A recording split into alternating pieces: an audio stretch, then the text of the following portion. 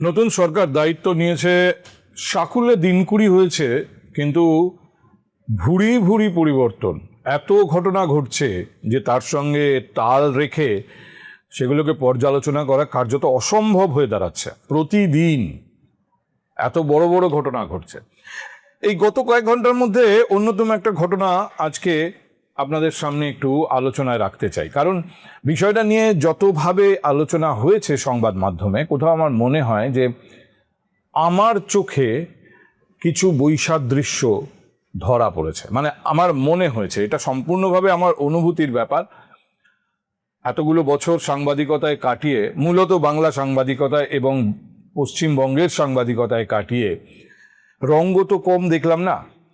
একজন মদ খেয়ে গাড়ি চালিয়ে বিধাননগরে ধরা পড়ল সাধারণ মানুষের হাতে, একজন স্থানীয় যুবকের হাতে। তিনিই কার্যত উদ্যোগ নিয়ে সেই মাতাল ড্রাইভারকে গাড়ি শুদ্ধ আটকে রাখলেন, পুলিশ ডাকলেন এবং পুলিশ এসে শেষ পর্যন্ত তাকে থানায় নিয়ে গেল।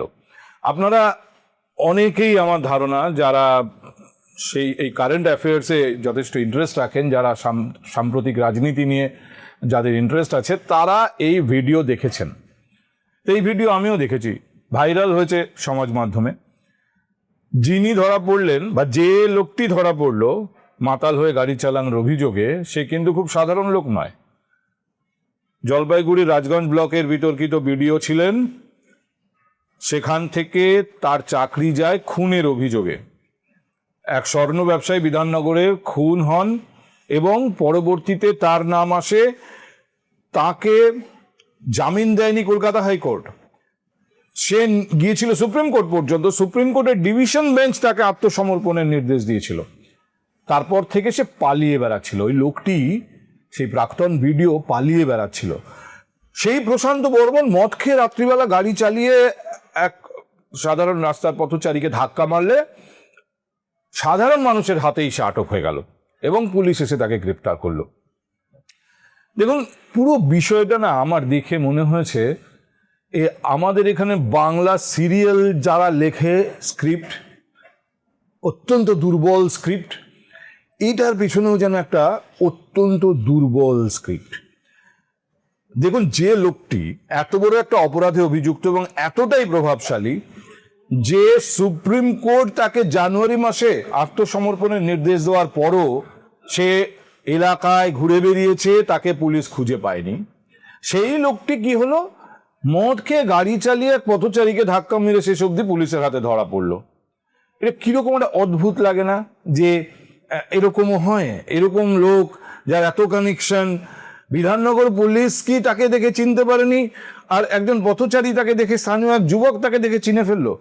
এই যে যুবক সেই সময় পুরো ভিডিওটা তুলেছে, যার দাবি ওই ভিডিওতে যে সেই মুখ্যত তার স্কুটি দিয়ে গাড়িটাকে আটকে দাঁড়ায় যাতে গাড়ি নিয়ে অভিযুক্ত পালিয়ে যেতে না পারে, এবং সে ছবি যখন তুলছে জানলার কাছে এসে ভেতরে যে ড্রাইভিং সিটে বসে আছে তার মুখটা দেখিয়ে বলছে, দেখুন এই হচ্ছে সেই প্রশান্ত বর্মন, দুর্নীতিতে অভিযুক্ত প্রাক্তন বিডিও প্রশান্ত বর্মন। আচ্ছা, ধরুন আমাকে পাশ থেকে ধাক্কা মেরে প্রশান্ত বর্মন যদি শিয়ালদা স্টেশনে চলে যেত, আমি কি তাকে প্রশান্ত বর্মন বলে আইডেন্টিফাই করে ফেলতে পারতাম? প্রশান্ত বর্মন সম্পর্কে যেটুকু জানার, এমনকি আমি সাংবাদিক হিসেবেও সংবাদ মাধ্যমেই জেনেছি, প্রশান্ত বর্মনকে চোখের সামনে আমি কখনো দেখিনি। সেই জলপাইগুড়িতে তার সে ভিডিওগিরি করেছে আর বিধাননগরের দত্তাবাদে থেকেছে, মানে তার বাড়ি সেখানে এসে থেকেছে মাঝে মধ্যে। অপরাধটাও বিধাননগরে ঘটিয়েছে, কিন্তু তার ছবিই দেখেছি আমি, সে ভিডিওই বলুন আর স্টিল ছবি বলুন। একটা লোককে সামনাসামনি দেখে সঙ্গে সঙ্গে ভিডিও প্রশান্ত বর্মন বলে আইডেন্টিফাই করে ফেলা, এটা বুঝতে হবে যে ওই স্থানীয় ব্যক্তি যিনি এই ভিডিওটি তুলেছেন তিনি প্রশান্ত বর্মনকে আগেও দেখেছেন হয়তো, সেই জন্য অত সহজে চিনতে পেরেছেন। হতেই পারে তিনিও বিধাননগরের বাসিন্দা, এবং চিনতে পেরেই তিনি ব্যাপারটার গুরুত্ব অনুধাবন করে তখন বলেছেন যে এই ব্যক্তি সেই বিতর্কিত ভিডিও দুর্নীতিতে অভিযুক্ত। আরে দুর্নীতি নয়, খুনের ঘটনায় অভিযুক্ত। দুর্নীতি বললে কিছু বোঝায় না, তার বিরুদ্ধে মানুষ খুন করার অভিযোগ আছে এবং সেই অভিযোগে পুলিশ এতটাই এভিডেন্স পেয়েছে তার বিরুদ্ধে যে কোর্ট তাকে জামিন দেয়নি, নিচের আদালত দিয়েছিল, কিন্তু পরবর্তীতে হাইকোর্ট সেই জামিন বাতিল করে, আত্মসমর্পণ করতে বলে, সুপ্রিম কোর্টে যায়, রোহতগির মতো আইনজীবীকে দাঁড় করায় এই প্রশান্ত বর্মন বা তার সঙ্গে আরো যারা সহযোগী ছিল, এবং সেখান থেকে সুপ্রিম কোর্টের ডিভিশন বেঞ্চ তার জামিন বাতিল করে, অ্যারেস্ট ওয়ারেন্ট বেরোয়। এরকম একটা ওয়ান্টেড লোক, শুধু দুর্নীতিগ্রস্ত নয়, আচ্ছা সেরকম একটা ওয়ান্টেড লোক এতদিন মদ খেয়ে গাড়ি চালালো না, জানুয়ারি মাস থেকে এতগুলো মাস, হঠাৎ এই সরকারের পালাবদলের পর যখন চারদিকে ধরপাকড় চলছে, প্রশান্ত বর্মন মদ খেয়ে গাড়ি চালিয়ে রাস্তায় একজনকে ধাক্কা মেরে দিল। আমার কিরকম কোথাও একটা মনে হচ্ছে যে স্ক্রিপ্ট হিসেবে খুব খুব দাঁড়াচ্ছে না ব্যাপারটা। স্থানীয় ব্যক্তি তাকে চিনে ফেললেন, ভিডিও করতে করতে 25 বার এই দেখুন প্রশান্ত বর্মন, এই সেই বিতর্কিত দুর্নীতিগ্রস্ত ভিডিও, আর দুর্নীতিগ্রস্ত খুনের ঘটনায় অভিযুক্ত ভিডিও। সব থেকে ইন্টারেস্টিং হচ্ছে পুলিশের আচরণ। আপনারা ওই ভিডিওটা ভালো করে দেখবেন। পুলিশ যেন কিং কর্তব্য বিমূঢ়, কি করবে তাকে নিয়ে, তাকে ওই ছেলেটি, স্থানীয় যুবকটি, সে বলছে যে প্রশান্ত বর্মন, যারা পুলিশ কর্মী তারা জানেন না যে প্রশান্ত বর্মন খুনের ঘটনায় অভিযুক্ত, বিধাননগর পুলিশের ওয়ারেন্ট রয়েছে, অথচ তারা কিং কর্তব্য। আমার তো ইন্টারেস্টিং লেগেছে, পুলিশ প্রশান্ত বর্মনকে গ্রেপ্তার করেছে ওই রাতে নয়, পরের দিন সকালে। রাতে নিয়ে আসা হয়েছে থানায়, কিন্তু আটক করে তাকে অ্যারেস্ট করা হয়েছে পরের দিন সকালবেলা, এবং তারপরেও কি মদ খেয়ে গাড়ি চালানো এবং লোককে ধাক্কা মারার সেকশনে। তার বিরুদ্ধে খুনের অভিযোগ রয়েছে, তাকে মদ খেয়ে গাড়ি চালান সে সেকশন তো পড়বেই, কিন্তু গ্রেপ্তার করার তো অলরেডি তার বিরুদ্ধে ওয়ারেন্ট রয়েছে, সেই ওয়ারেন্টেই তাকে গ্রেপ্তার করা উচিত। আমি এভাবে বলবো না, বলা উচিত নয়, কিন্তু আমার কাছে খবর আছে যে ঘটনাস্থলে যখন ওই যুবকটি যিনি ভিডিও করেছেন, তিনি কিন্তু বারবার বলেছেন যে ওর টেস্ট করুন, ও অ্যালকোহলিক, ওকে এখনই টেস্ট করুন ওই মোবিলাইজার দিয়ে, কিন্তু তাকে টেস্ট করা হয়নি। ওই ঘটনাস্থলে সে মদ খেয়েছিল কিনা এটা পুলিশ তাকে সেই সময় টেস্ট নাকি করেনি। এটা যারা আইন জানেন তারা বলতে পারবেন, যে ধরনের সেকশনে তাকে গ্রেপ্তার করা হলো, যে গাড়ি চালিয়ে কাউকে ধাক্কা মেরেছে, সেই অবস্থায় ও অ্যালকোহলিক ছিল কি ছিল না, এটা কিন্তু মামলাটার মেরিট অনেকটাই নির্ধারণ করে। ফলে ঘটনাস্থলে পুলিশ যদি প্রপার ব্রিথ অ্যানালাইজার ব্যবহার করে তার টেস্ট করতো, সেটার মামলার দিক থেকে গুরুত্বপূর্ণ হতো, সেটা নাকি পুলিশ করেনি। যাই হোক, আমি আবার বলছি, প্রশান্ত বর্মনের ক্ষেত্রে মদ খেয়ে গাড়ি চালিয়ে কাউকে ধাক্কা দেওয়াটার থেকে অনেক বেশি গুরুত্বপূর্ণ অভিযোগ আছে, সেইখানে তার ভবিষ্যৎ নির্ধারিত হবে। কিন্তু কোথাও একটা প্রমাণ হচ্ছে যে পুলিশ কিন্তু বদলায়নি। পুলিশ বদলায়নি, তার কারণ পুলিশের ওপর মহলে অনেক এমন লোক রয়ে গিয়েছেন যাদের সম্পর্কে নিচুতলার পুলিশ কর্মীরা সম্ভবত এখনো নিশ্চিত নন। ফলে তারা এই ধরনের ঘটনায় কিং কর্তব্য বিমূঢ় হয়ে পড়েন, যে অতিরিক্ত তৎপরতা দেখাবো কি দেখাবো না, স্যার কি মনে করবেন। এবার কোন স্যার কি মনে করবেন, এই জায়গা থেকে বেরোতে না পেরেই পুলিশের এই শিথিলতা সম্ভবত আমি আবার বলছি, কিন্তু লজিক তাই বলছে, এবং এটা নতুন সরকার অস্বীকার করছে না। ভোরবেলা মর্নিং ওয়াকে বেরিয়ে সাংবাদিকদের সঙ্গে কথা বলেন দিলীপ ঘোষ, আজকের অভ্যেস না, এটা তিনি দীর্ঘদিন বলে আসছেন। যখন রাজ্য রাজনীতিতে, এমনকি বিরোধী রাজনীতিতে কিছুটা ব্রাত্য হয়ে গিয়েছিলেন, সে সময়ও তিনি এই রুটিনের বাইরে যাননি। দিলীপ ঘোষ কি বলেছেন পুলিশ নিয়ে পরদিন ভোরে, আপনাদের একটু শোনাই। পুলিশ তো কাউকে খুঁজে পায় না, তাদের সঙ্গে সন্ধ্যাবেলা বসে খায়, সে বলছে পাচ্ছি না খুঁজে। সব জায়গায়, আমার এখানে মেদিনীপুরে এই সমস্যা আছে। তো পুলিশের অভ্যাস না পাল্টালে তো পাবলিক পাল্টে দেবে। শুরু হয়ে গেছে কেন বিভিন্ন জায়গায়, পুলিশের অনেক দিন ধরে এই ধরনের বদভ্যাস হয়েছে। মিথ্যা কথা বলা, নেতাদের সঙ্গে গা ঘষে ঘষে চলা, চোর ডাকাতদের সঙ্গে শেয়ার করা, এগুলো পাল্টানোর দরকার আছে। পাবলিক যেভাবে অ্যাগ্রেসিভ হয়ে বেরিয়ে আসছে, তারপরে কে কাকে বাঁচাবে? পুলিশ লোককে বাঁচাবে, পুলিশকে কে বাঁচাবে? পুলিশের সাবধান হওয়া উচিত। যা ঘটনা ঘটছে চারদিকে, লোক খেপে গেছে এতদিন অত্যাচার সহ্য করতে করতে, তার সব জায়গায় অপরাধের সঙ্গে পুলিশ জড়িয়ে আছে, সে খবর আসছে আমাদের কাছে। কেন পুলিশ নিজের দায়িত্ব পালন করুক, নাহলে জনরোষ এমন হবে যে কেউ কাউকে বাঁচাতে পারবে না। দেখুন, দিলীপ ঘোষ কিন্তু একই সঙ্গে এটাও বলেছেন যে এই ধরনের পুলিশ কর্মীদের চিহ্নিত করবে সরকার, এদের বিরুদ্ধে ব্যবস্থা নেওয়া হবে। কিন্তু নিচুতলার পুলিশ কর্মীদের আমি দোষ দিই না, আবার বলছি তারা এখনো কিংকর্তব্য বিমূঢ়, কারণ তাদের ওপর মহল অনেক ক্ষেত্রেই বদলায়নি, এবং স্যার কি ভাববেন তৎপরতা দেখিয়ে বিপদে পড়বো কিনা এটা ভাবা একজন নিচুতলার পুলিশ কর্মীর পক্ষে অত্যন্ত স্বাভাবিক। প্রশান্ত বর্মন ছিলেন BDO, block development officer, Jalpaiguri রাজগঞ্জে তিনি পোস্টেড ছিলেন, প্রশাসনের অংশ ছিলেন। এখান থেকে আরেকটা বড় বিতর্ক তৈরি হয় যে প্রশাসনের ভেতরে অপরাধমনস্ক এই ধরনের লোক ঢুকিয়ে দেওয়া হয়েছে, প্রশাসনের ভেতরে সোর্সের মধ্যেই ভূত ঢুকিয়ে দেওয়া হয়েছে।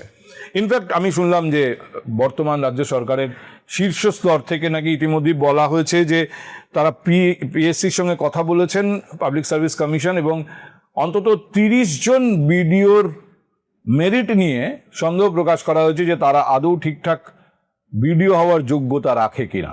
এরা সব WBCS অফিসার, পিএসসিতে যা হয়েছে না সব বলবো, অ্যাসেম্বলিতে বলবো, হাউসে বলবো কি করেছে। আচ্ছা, পিএসসিতে ওই সিরিয়ালের অভিনেতা, নকশাল নেত্রী, এই যদি ওদের কোয়ালিফিকেশান হয় তাহলে তো মানে ভয়ঙ্কর।